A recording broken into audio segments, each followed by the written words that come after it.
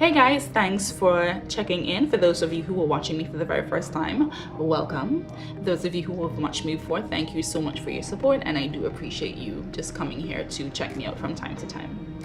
Today I want to talk about something that is important to me. I'm trying to transition a lot of the things I use to more non-toxic options. And one of the things I want to do this year is to completely transition my makeup to green beauty on non-toxic options.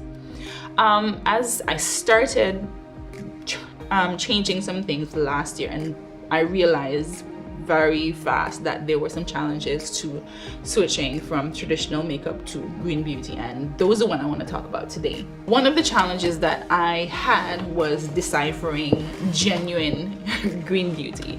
In the beauty arena right now, the word natural is thrown around a lot, and because a lot of these brands realize that a lot of people are heading to the more natural route, and so sometimes the word natural is used, but it does not mean toxin free. And so while I was duped by brands that use words like natural and use words like vegan, you see that vegan thing caught me. And while in my mind, and I think of vegan food, I think of like whole foods and things that are more holistic and less processed, and that's what I think of. I don't know, it might be just something in my mind, but there are brands that use the word vegan, while it just means that they are cruelty free and they don't use products that are made from animals.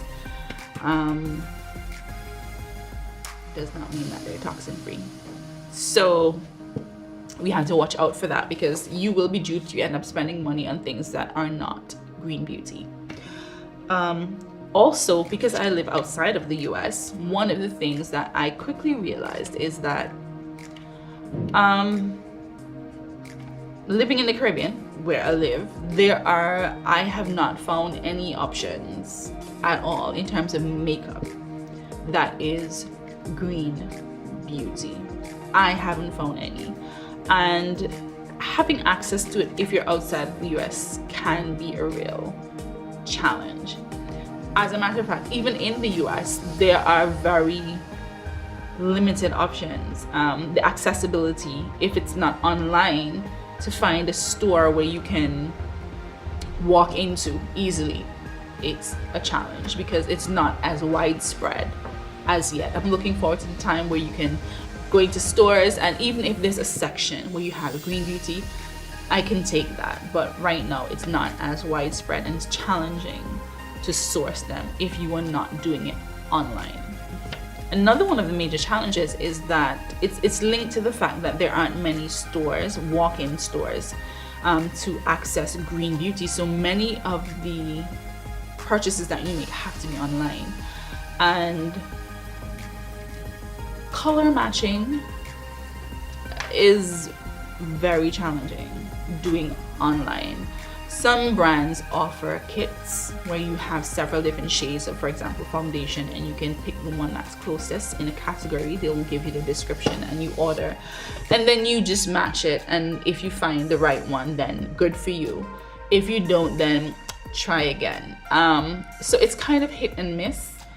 So sometimes you end up spending money and it doesn't work. So that's really a challenge when it comes to switching, because when you see something on a computer screen, sometimes the colors don't translate as they do in real life, and even sometimes following the description, whether you have golden undertones or olive undertones or neutral undertones or whatever the case is, sometimes when you get them you go like, what? You know, so that is one of the major challenges. And finally, one of the biggest challenge when it comes to green beauty is the dollars. Green beauty can be expensive. Granted, high-end options in general tend to be costly, but green beauty can be especially costly, and so sometimes you can't just do a big old shift from traditional beauty to green beauty makeup. Sometimes you have to do it product by product because there's a major investment involved. For me, it's worth it in terms of your own health and what you're putting on your skin and what you're putting into your body. But it might just be something that you have to plan and do in a very structured way versus doing it wholesale, considering what the cost is. So those are my challenges that I've experienced trying to transition from traditional makeup to green beauty. So you tell me, have you considered making a switch?